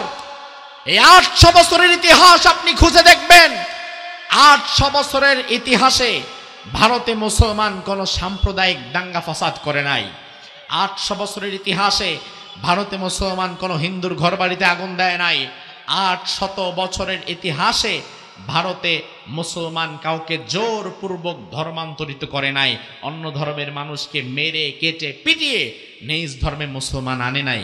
তার কারণ আমার কথা হচ্ছে লাকুম দীনুকুম ওয়ালিয়া দিন, তোমার ধর্ম তোমার কাছে, আমার ধর্ম আমার কাছে। আমি আমার ধর্ম পালন করব আমার মসজিদে, হিন্দুর কোনো বাধা দেওয়ার অধিকার নাই। হিন্দু তার সাথে তার ধর্ম পালন করবে মন্দিরে, আমারও বাধা দেওয়ার কোনো ক্ষমতা নাই। মন্দিরের হিন্দু যদি একটার জায়গায় 10টা মূর্তি বানায় পূজা করে, তাতে কি আপনাদের কোনো আপত্তি আছে? আপত্তি আছে? সে যদি 12 মাসে 13 পূজার জায়গায় 50টা পূজা করে, আপত্তি আছে? তোমার মূর্তি থাকবে তোমার মন্দিরে, একটার জায়গায় 10টা মূর্তি বানিয়ে তুমি পূজা করবা, আমার কোনো আপত্তি নাই। তবে আমার আপত্তির জায়গা হচ্ছে ওই মূর্তি যেন কারো বাপের ভাস্কর্যের নামে আমার রাস্তার মোড়ে মোড়ে দাঁড়িয়ে না যায়। তোমার মূর্তি থাকবে তোমার মন্দিরে, পূজা অর্চনা যা খুশি করবা, তাতে আমার যেমন কোনো আপত্তি নাই, আমার যেমন বাধা দেওয়ার কোনো অধিকার নাই। একই সাথে মুসলমানেরা ভারতে নামাজ পড়বে, মাইকে আজান দিবে, কোরবানির সময় গরু জবাই করবে, ভারতের হিন্দুদের বাধা দেওয়ার মতো কোনো অধিকার নাই। সাম্প্রদায়িক সম্প্রীতি আমি এটাকেই শিখেছি, সাম্প্রদায়িক সম্প্রীতি হিসাবে আমি এটাকেই জানি। আর তোমরা যেই সাম্প্রদায়িক সম্প্রীতির সবক আমারে দাও, এই সাম্প্রদায়িক সম্প্রীতিতে মূলত আমরা বিশ্বাসী না আমার ভাইরা। তার কারণ হচ্ছে ভারতে আমরা মুসলমানেরা 750 বছর, 766 বছর মুসলমানদের হাতে ছিল ভারত। এটা কি আপনারা জানেন? কথা কয় না, এটা কি আপনারা জানেন? লক্ষ্য করেন, আলহামদুলিল্লাহ আমাদের সম্মানিত মোহতারাম মেহমান হযরতুল আল্লাম সাখাওয়াত হোসেন রাজি হাফিজাহুল্লাহ তিনি চলে এসেছেন। তিনি একটু নাস্তা পানি করেই আমাদের সামনে চলে আসবেন। তার আগে আমি 2-4টা মিনিট আপনাদেরকে একটু কষ্ট দেই। কষ্ট হবে কি ইনশাআল্লাহ? বেশি শুনতে পারবেন? লক্ষ্য করেন, ভারতে মুসলমান যে 800 বছর শাসন করেছে, তার মাঝে আপনি মুসলমানদের ইতিহাসগুলো পড়বেন। সেখানে আমরা পড়েছি যে ইতিহাসের মধ্যে আমরা দেখেছি মুসলমান কারো উপর আক্রমণ করে নাই, বরং মুসলমান শাসনামলে কোনো মুসলিম যদি কোনো হিন্দু নারীর উপর অত্যাচার করেছে, সেটার শাস্তি হয়েছে দৃষ্টান্ত স্বরূপ। এমন শাস্তিও পৃথিবীতে হয় নাই। সম্রাট জাহাঙ্গীরের কথা আমরা পড়েছি, জাহাঙ্গীরিয়া তার আমলনামার মধ্যে, কিতাবের মধ্যে আমরা তার ঘটনা পড়েছি।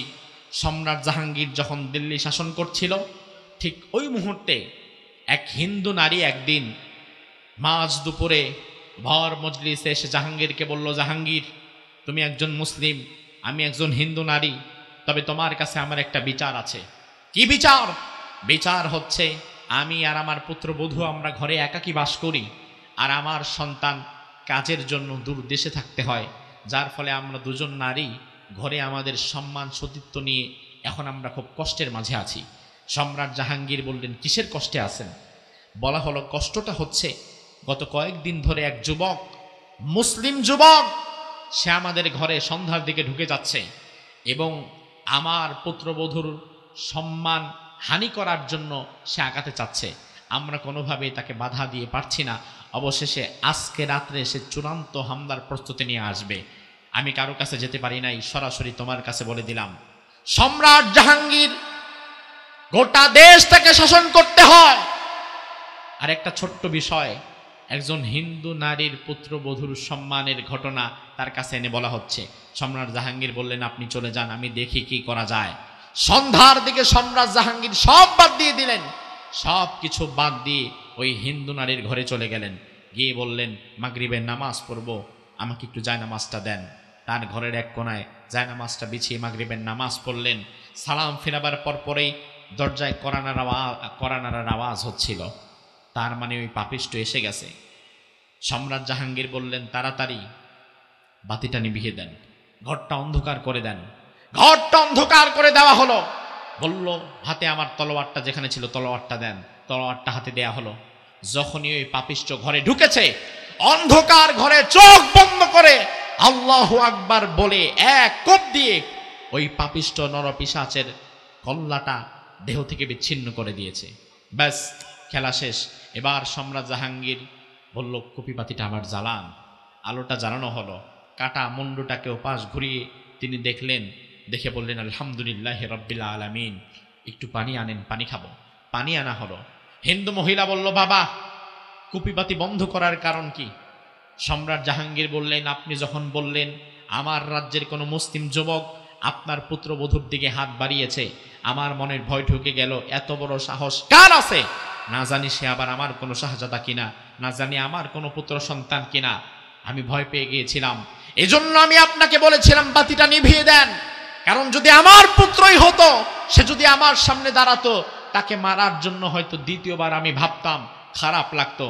এজন্য ইব্রাহিম আলাইহিস সালাম ইসমাইলকে কোরবানি করার সময় চোখটা যেমন বেঁধে নিয়েছিলেন, আমিও আজ চিন্তা করলাম যদি পাপিষ্ট আমার পুত্র হয় তাকেও আমি মেরে ফেলবো। এজন্য মারার জন্য সর্বাত্মক প্রস্তুতি নিয়েই আপনাকে বলেছি কুপিপাতিটা বন্ধ করে দেন। বলল, আপনি পানি খেতে চাইলেন যে হঠাৎ, এত ঢক ঢক করে পানি খেলেন, স্বাভাবিক মানুষ তো এতগুলো পানি একসাথে পান করতে পারে না। সম্রাট জাহাঙ্গীর বললেন, দুপুর বেলায় আপনার অভিযোগ শোনার পরে আমি কসম করে বলেছিলাম এই অভিযোগের সমাধান করার আগ পর্যন্ত এক ফোঁটা পানিও আমি খাবো না। এই হচ্ছে মুসলমানদের 800 বছরের ইতিহাস। 800 বছরের ইতিহাসে মুসলমান যদি চাইতো প্রতিদিন একটা একটা করে হিন্দুরে কালিমা পড়ায় মুসলমান বানাবে, তোরা তো বেটা আর হিন্দু খুঁজেই পাইতি না। কথা কি ঠিক না বেঠে? 800 বছরের ইতিহাসে মুসলমান কোন সাম্প্রদায়িক দাঙ্গা সৃষ্টি করে নাই। 800 বছরের ইতিহাসে মুসলমান কোন মন্দির ভেঙে মসজিদ বানায় নাই, কোন হিন্দুকে শূকরের গোশত খাওয়ার অপরাধে জবাই করে দেয় নাই। আর তোমরা তো দিল্লিকে হাতে পেয়েছো মাত্র 80 বছর।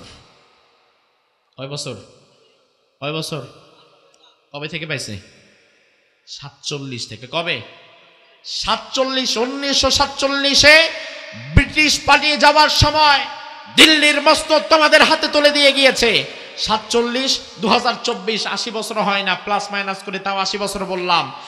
80 বছরে তোমরা দিল্লিতে যা করেছো, পৃথিবীর যে কোনো হিংস্রতা আর নৃশংসতাকে এটা হার মানিয়ে দেয়। কথা কি ঠিক না ব্যাঠিক? মাত্র 80 বছরে তোমরা ভারতে সাম্প্রদায়িক দাঙ্গার সৃষ্টি করেছো 50,000 বারের বেশি। মাত্র 80 বছরে ক্ষমতা পেয়ে তোমরা আমার বাবরি মসজিদকে ভেঙে রাম মন্দির বানিয়েছো। মাত্র 80 বছরের ব্যবধানে তোমরা হায়দ্রাবাদকে আগুন লাগিয়ে দিয়েছো। গুজরাটে 2000 মুসলমানকে জ্বালিয়ে পুড়িয়ে তছনছ করে দিয়েছো। তোমরা কাশ্মীরে মেরেছো। সব জায়গায় তোমাদের হিংস্রতা আর বর্বরতার ছাপ তোমরা রেখে দিয়েছো। আর 800 বছরেও যা আমরা করি নাই, তাতেই প্রমাণ হয় পৃথিবীতে একমাত্র ধৈর্যশীল শান্তিপ্রিয় জাতি হচ্ছে মুসলমান। আর পৃথিবীতে সব চাইতে অধিক মাত্রায় সাম্প্রদায়িকতায় বিশ্বাসী জাতি হচ্ছে তোমরা। কারা? ওরা সাম্প্রদায়িকতায় বিশ্বাসী ওরা, আর অসাম্প্রদায়িক ভাবে শান্তির পথে এগিয়ে যেতে পারি হচ্ছে আমরা। ঠিক কিনা? আজ তারা মিডিয়াকে একটু ভয় দেখায়। আপনারা দেখবেন মিডিয়ার মাধ্যমে তারা মাঝে মাঝে আমাদেরকে একটু ভয় দেখায়। পেঁয়াজ বন্ধ করে দিব, তেল বন্ধ করে দিব, চাল বন্ধ করে দিব, ডিম বন্ধ করে দিব, এই বন্ধ করে দিব, সেই বন্ধ করে দিব। শুধু তাই না, আবার বাংলাদেশে আক্রমণের ছক কষার জন্য একদল নাকি আবার মাঝে মাঝে বর্ডারের পাশে এসে বসেও থাকে। জানেন, বর্ডারের পাশে এসে বসে আছে আখাউড়া সীমান্তে, আর সীমান্তও পাইল না। খুঁজা মূল্য আখাউড়া সীমান্তে, যে সীমান্ত পার হইলেই সামনে ব্রাহ্মণবাড়িয়া, টেডা লাডি সোডা। তার এবার তুই অন্য কোনো সীমান্ত খুঁজে ফেলি না, সীমান্ত পাইল না, আখাউড়া সীমান্তে গিয়ে বসে আছে। আসলে এরা জানে না যে ব্রাহ্মণবাড়িয়া কি জিনিস। যারা লুডু খেলা নিয়ে কোবাইয়া একবারে পায়ের নল্লিকা এটা হালিম রান্নার মতো অবস্থা করে ফেলে।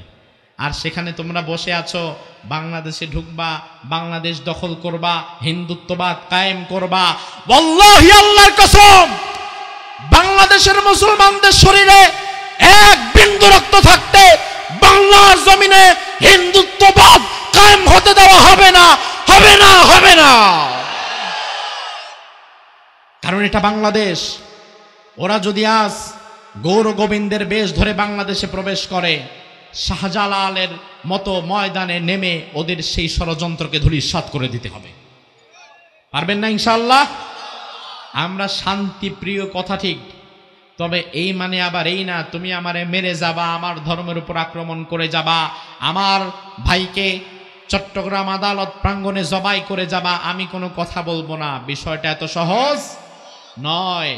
এই জন্য আমরা শান্তিপ্রিয় কথা ঠিক, তবে এটাও ঠিক তোমরা যদি আমাদের সাথে গায়ে পড়ে ঝগড়া করতে আসো, যদি আমার 56,000 বর্গ মাইলের দিকে শকুনের নজর তোমরা দাও, তাহলে তোমাদেরকে আমরা ছেড়ে কথা বলবো না, এটাও তেমন ঠিক।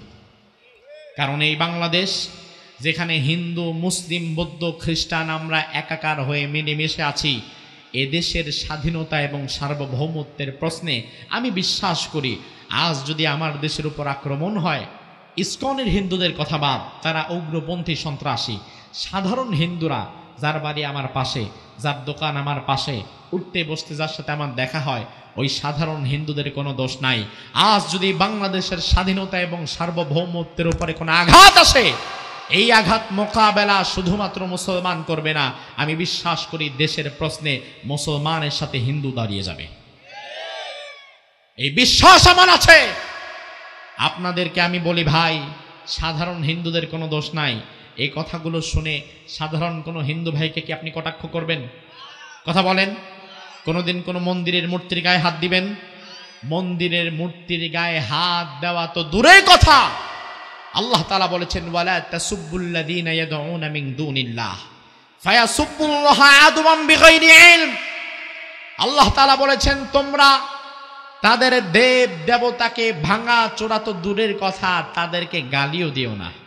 আমার ইসলাম আমারে কতটা চমৎকার ভাবে শিখিয়েছে। তোমার দেব দেবীর নাম নিয়ে কোনোদিন আমি আমার জবান থেকে একটা গালিও দেই নাই, একটা গালিও বের করে নাই, কারণ আল্লাহ তাআলা আমাকে নিষেধ করেছে। তার কারণ হচ্ছে আমরা যদি ওদের দেব দেবতার নাম ধরে গালিগালাজ করি, আল্লাহ বলেন ফায়াসুব্বুল্লাহা আদওয়াম বিগাইরি ইলম, ওই জাহেলরাও না বুঝে তোমার আল্লাহকে নিয়ে গালিগালাজ করা শুরু করবে। কথা ঠিক না ভাই? ঠিক। তার মানে আমাদের গালি দিলে তারাও না বুঝে আমার আল্লাহ তাআলাকে গালি দিয়ে দেবে। এজন্য ইসলাম আমাকে বলেছে সে তার ধর্ম তার মতো পালন করবে, তুমি তোমার ধর্ম তোমার জায়গায় পালন করবা। একে অপরের মাঝে হিংসা নাই, বিদ্বেষ নাই, বিভেদ নাই, গালিগালাজ নাই। তবে দেশের স্বাধীনতা এবং সার্বভৌমত্বকে টিকিয়ে রাখার জন্য যা যা করা দরকার, যদি প্রয়োজনে ৭১ সালের মতো আবার আমাদেরকে জীবন দেওয়া লাগে, সেজন্য আমরা প্রস্তুত আছি না নাই? প্রস্তুত আছি না নয়? আমার ভাইরা, তার কারণ রাসূলুল্লাহ সাল্লাল্লাহু আলাইহি ওয়াসাল্লাম সুনান নাসাইর বর্ণনায় হাদিস এসেছে, আল্লাহর হাবিব বলেছেন শেষ জামানায় মুশরিকিন হিন্দুস্তানদের সাথে একটা ভয়াবহ লড়াই হবে। শেষ জামানার সর্বশেষ ধর্মযুদ্ধ হবে। রাসূলুল্লাহ বলেছেন সেই যুদ্ধে যারা অংশগ্রহণ করবে আহরাজাহুমাল্লাহু মিনান নার, শেষ জামানার দুটো দলকে আল্লাহ সুবহানাহু ওয়া তাআলা নাজাত দিয়ে জান্নাত দিয়ে দিবেন। আরো জোরে কোন?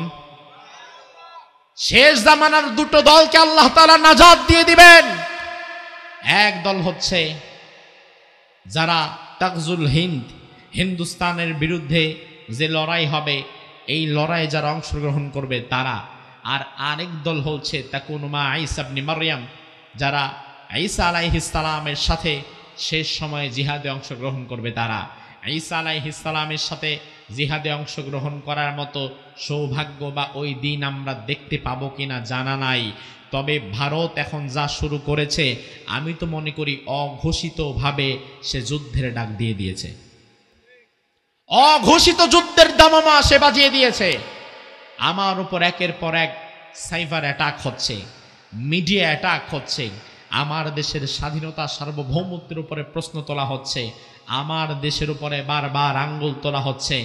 এরপরেও যদি আমরা চুপ করে বসে থাকি, আমাদের নীরবতা তারা দুর্বলতা ভেবে নিবে। আমরা থাকবো নীরব, তারা আসলে এটাকে নীরবতা ভাববে না। তারা মনে করবে আমরা হয়তো কিছুই করতে পারবো না, কিছু করতেও জানি না, কথা বলতেও পারি না, এজন্য বাধ্য হয়ে আমরা নীরব আছি। আসলে আমাদের চুপ থাকা আসলে দুর্বলতা নয়। আমাদের চুপ থাকা কি দুর্বলতা? আমাদের চুপ থাকা কি দুর্বলতা? না, বরং আমি তো সেই জাতির সন্তান যেই জাতির একজন সাহাবী 3000 সাহাবী নিয়ে 2 লক্ষ পরাশক্তি খ্রিস্টানদের বিরুদ্ধে জিহাদ করে কালিমার পতাকাকে উড্ডীন করে দিয়েছিল। ওই রক্ত বইছে আমার শরীরে। আমি তো সেই মুসলমান। আজ মুসলমানদের সবচেয়ে বড় দুর্দশা হচ্ছে এ জাতির মানুষেরা নিজেদের অতীত জানে না, নিজেদের অতীত জানে না, নিজেদের ইতিহাস জানে না। আজ মুসলিম যুবক শেখ খালিদ বিন ওয়ালিদ হতে চায় না। আজ মুসলিম যুবক ওমর ইবনে খাত্তাব হতে চায় না। আজ মুসলিম যুবক আমির হামজা হতে চায় না। আজ মুসলিম যুবক হইতে চায় তামিল হিরো। কথা কি ঠিক না ব্যাঠিক? আজ আমার মুসলমান যুবক খালিদ বিন ওয়ালিদ না হয়ে আমার মুসলমান যুবক সে হতে চায় বলিউডের হিরো, হলিউডের হিরো, তামিল হিরো। তার কারণ প্রতিটি মানুষের হিরোইজমের প্রতি কিছুটা আকর্ষণ থাকে। সে চিন্তা করে তারা এত শক্তিশালী, এত বুদ্ধিমান, এত এই এত সেই। তার কারণে এই যুবক তো তাদের মুভি বানানো, মুভি ভিএফএক্সে বানানো এই ফালতু বস্তা পচা মুভি দেখে অভ্যস্ত। সে চিন্তা করে এটাই মনে হয় আসল ইতিহাস, এটাই মনে হয় প্রকৃত ইতিহাস, যেটা তারা সিনেমার মাধ্যমে তুলে ধরেছে। আসলে সব গাঁজা খুনি, গাল গল্প, মিথ্যা কথা। তুমি বাস্তব ইতিহাস জানতে চাও, তারিখে ইসলাম পড়ো, মুসলমানদের ইতিহাস পড়ো। মুতার প্রান্তরের দিকে তাকাও। মুতার প্রান্তরের একদিনের ইতিহাস গোটা দুনিয়াকে ওলট পালট করে দেয়। দুনিয়ার ঐতিহাসিকেরা মুতার প্রান্তরের একদিনের ইতিহাসের হিসাব কিতাব মিলাতে পারে না, একদিনের হিসাব মিলাতে পারে না। আমার ভাইরা, মুতার যুদ্ধে মুসলমানদের সংখ্যা ছিল মাত্র 3000। কত কত? সংখ্যাটা কি বেশি না কম? জোরে কোন? আসলে বেশি না কম এটা বলবেন কিভাবে? বলার জন্য তো আগে অপোজিটের সংখ্যাটা জানতে হবে। এখন অপোজিটের সংখ্যা যদি হয় 2500 3000, তাহলে তো আর কম না। মুতার প্রান্তরে মুসলিম মুজাহিদদের সংখ্যা ছিল 3000 আর কুফফারদের সংখ্যা ছিল 2 লক্ষ। সুবহানাল্লাহ কইতে পারবেন না? এবার আপনি একটু জবাব দেন বিবেককে কাজে লাগিয়ে। 2 লক্ষের সাথে 3000-এর মোকাবেলা কোনোদিন কি মানায়? কথা কম। আপনারা ঘুমায় গেছেন, আমি তো ঘুমাবার জন্য আপনাদের সামনে বসি নাই। মুতার প্রান্তরে 3000 মুজাহিদ দাঁড়িয়ে গেছে। একে একে 3 জন সেনাপতি শহীদ হয়ে গেছেন। চতুর্থবারে সেনাপতির ঝান্ডা হাতে তুলে নিলেন যে সাহাবী, তার নাম খালিদ বিন ওয়ালিদ রাদিয়াল্লাহু আনহু। চিৎকার দিয়ে বলেন আল্লাহু আকবার। 3000 সাহাবীর কমান্ডার ইন চিফ এবার খালিদ বিন ওয়ালিদ। অপরদিকে তৎকালীন পৃথিবীর পরাশক্তি, সুপার পাওয়ার। বর্তমানে আমরা সুপার পাওয়ারের তো একটু ভয় পাই। পৃথিবীতে বর্তমানেও সুপার পাওয়ার আছে না? কারা বলেন তো দেখি? হ্যাঁ, আমেরিকা। এর পূর্বে সুপার পাওয়ার ছিল রাশিয়া, এখন আছে আমেরিকা। ভবিষ্যতে কি হবে আল্লাহই ভালো জানে।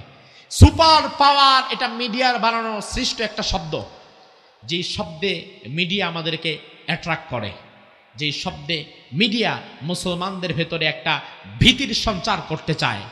তবে মুসলমান যে আসলে কোনো সুপার পাওয়ারে বিশ্বাস করে না, এটা ওরা জানে না। সুপার পাওয়ার বলতে বস্তুত চীন, রাশিয়া, আমেরিকা কাউরেই আমরা বিশ্বাস করি না। আমাদের বিশ্বাসের জায়গাটা মজবুত। আমাদের কাছে সুপার পাওয়ার কেবলমাত্র একজন। তিনি কে? তিনি কে? মুসলমানের কাছে সুপার পাওয়ার একজন, তিনি আল্লাহ তাআলা। তার সব চাইতে বড় প্রমাণ হচ্ছে মুতার প্রান্তরে 3000 মুসলিম মুজাহিদ, অন্যদিকে 2 লক্ষ তদানীন্তন পৃথিবীর সুপার পাওয়ার রোমানদের সাথে যুদ্ধ হবে। 2 লক্ষ খ্রিস্টান, 3000 মুসলিম মুজাহিদ। স্বাভাবিক নিয়মে 2 লক্ষ যদি কখনো একসাথে থুতু নিক্ষেপ করে, 3000 তো উষ্টা পড়ার কথা। কথা কি বোঝেন? 2 লক্ষের থুতুর সামনে তো 3000 টিকার কথা না। কিন্তু 2 লক্ষ খ্রিস্টান শক্তির মোকাবেলায় 3000 মুসলিম মুজাহিদকে সেদিন যিনি বিজয় দান করেছিলেন, তিনি কে? মুতার প্রান্তরের দিকে তাকাও, খালিদ বিন ওয়ালিদের দিকে তাকাও। তিনি যেদিকে গিয়েছেন একে একে সেদিন খালিদ বিন ওয়ালিদের একটা দুইটা না 9টা তলোয়ার ভেঙে গেছে। কয়টা তলোয়ার? কতগুলা কল্লা কাটলে একটা তলোয়ার ভাঙা যায় বুঝেন? একটা তলোয়ার দিয়ে কত শত কত হাজার কল্লা ফালাইলে একটা তলোয়ার ভোতা হয়ে যায়, ভেঙে যায়। এমন তলোয়ার খালিদ বিন ওয়ালিদের হাতে সেদিন 9টা ভেঙেছে। ইতিহাস বলে খালিদ বিন ওয়ালিদ সেই যুদ্ধে একাই তার তলোয়ারিতে হাজার হাজার হাজার হাজার খ্রিস্টানদেরকে শেষ করে দিছে। পৃথিবীর মানুষ হিসাবে মেলাতে পারে না যেটা মানুষ নাকি, এটা মানুষ না মেশিন। খালিদ বিন ওয়ালিদ তার তলোয়ার ঘোরাতে ঘোরাতে যেদিকে যাচ্ছিল মুহূর্তের মধ্যে শুধু টাস টাস টাস টাস করে মুশরিকদের কাটা মাথা গোলা নিচে পড়তেছিল। এটা হচ্ছে মুসলমানদের ইমানি শক্তি, একক শক্তি নয়। মুসলমানদের ইমানি শক্তি। বদরের দিকে তাকাও, মোতার প্রান্তরে তাকাও, পৃথিবীর প্রত্যেকটা জায়গায় মুসলমান ছিল সংখ্যায় কম, দুর্বল। অন্যদিকে তার অপোজিটের বাহিনী ছিল সংখ্যায়ও বেশি, শক্তিশালী। কিন্তু মুসলমানের সামনে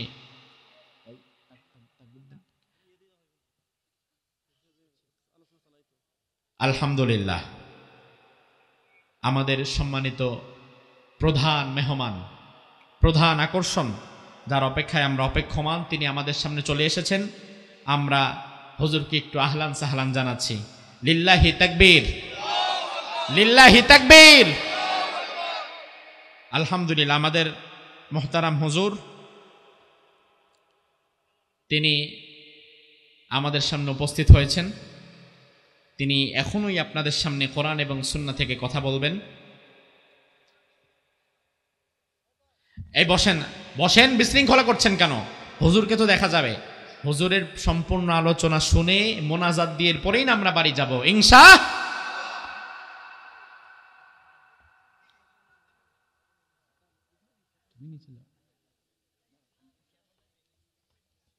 বলি আলহামদুলিল্লাহ। আপনারা খুশি না বেজার? আলহামদুলিল্লাহ। আমরা মুহতারামকে ভালোবাসি শুধুমাত্র কার জন্য? ফাকাদ লিওয়াজহিল্লাহ, আল্লাহ সুবহানাহু ওয়া তাআলার জন্য আমরা তাকে ভালোবাসি। এই ভালোবাসাকে আল্লাহ সুবহানাহু ওয়া তাআলা যেন আমাদের নাজাতের ওয়াসিলা বানিয়ে দেয়, বলি আমিন। অনেক ব্যস্ততার মধ্য দিয়ে হুজুর আজকে এখানে আপনাদেরকে সময় দেওয়ার জন্য এসেছেন। আমরা তার জবান থেকে মূল্যবান নাসিহা শুনে তারপরে বিদায় হব ইনশাআল্লাহ। তার আগে আমি আপনাদের কাছ থেকে 1 মিনিট সময় নিয়ে আমি বিদায় নিচ্ছি। আমার ভাইরা, বলছিলাম পৃথিবীতে মূলত মুসলমান কোনো পরাশক্তিকে বিশ্বাস করে না। কারণ মুসলমান মূলত শক্তিতে বিশ্বাসী। কার? জোরে কোন, কার শক্তিতে? আল্লাহ তাআলার শক্তিতে বিশ্বাসী। এজন্য আমরা যদি ইস্তেকামাতের সাথে এক আল্লাহর প্রতি ভরসা করে চলতে পারি, দুনিয়ার কোনো স্বৈরাচার আমাদের উপরে দাঁড়াতে পারবে না। দুনিয়ার কোনো স্বৈরাচার আমাদের উপরে মাথা চাড়া দিয়ে দাঁড়াতে পারবে না। এবং আমি বিশ্বাস করি 2024 সাল যেটা বিদায় হয়ে যাচ্ছে, 2024 সাল আমার কাছে মনে হয় স্বৈরাচারের বিদায়ের বছর। গোটা দুনিয়ার স্বৈরাচাররা ধীরে ধীরে ভীত সন্ত্রস্ত হয়ে যাচ্ছে। 2024 সালে বাংলাদেশের স্বৈরাচারের পতন হয়েছে, আবার গতকাল আরেক স্বৈরাচারের পতন হয়েছে। কোন স্বৈরাচার? সিরিয়ার স্বৈরাচার, 54 বছরের স্বৈরাচার বাশার আল আসাদ এবং তার পরিবারের কাছে 54 বছর গোটা সিরিয়ার স্বাধীনতা, সার্বভৌমত্ব, শান্তি জিম্মি করে রাখা হয়েছিল। বাংলাদেশে যেমন আয়নাঘর ছিল, তার দেশেও একটা আয়নাঘর বানানো হয়েছিল। যেই আয়নাঘরে 45 বছর যাবৎ 2 লক্ষ বন্দীকে এত পাশবিকভাবে নির্যাতন করা হয়েছে, যেই নির্যাতন পৃথিবীর ইতিহাসে বিরল। আপনি দেখেন 54 বছরের স্বৈরাচার বিদায় করে দিয়েছে আল্লাহ তাআলা। কোনো মানুষের একক শক্তিতে না, কোনো মানুষের একক ক্ষমতায় না। যদিও এখন মাস্টার মাইন্ড ধরা হচ্ছে অনেককেই, কিন্তু আমরা মাস্টার মাইন্ড হিসাবে একজনকেই বিশ্বাস করি। তিনি কে? এক আল্লাহ ছাড়া কোনো মাস্টার মাইন্ড নাই। তবে সেখান থেকে শিক্ষা গ্রহণ করুন। আল্লাহর পথে জিহাদের ময়দানে ইস্তেকামাতের সাথে টিকে থাকার শিক্ষা গ্রহণ করুন। সিরিয়ার এই বিপ্লবকে উজ্জীবিত করেছে একজন মানুষ, সাধারণ মানুষ, আপনার আমার মতোই 3.5 হাত তার বডি।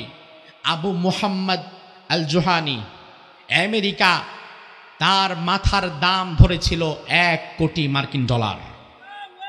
1 কোটি মার্কিন ডলার আমেরিকা তার মাথার দাম ধরেছিল।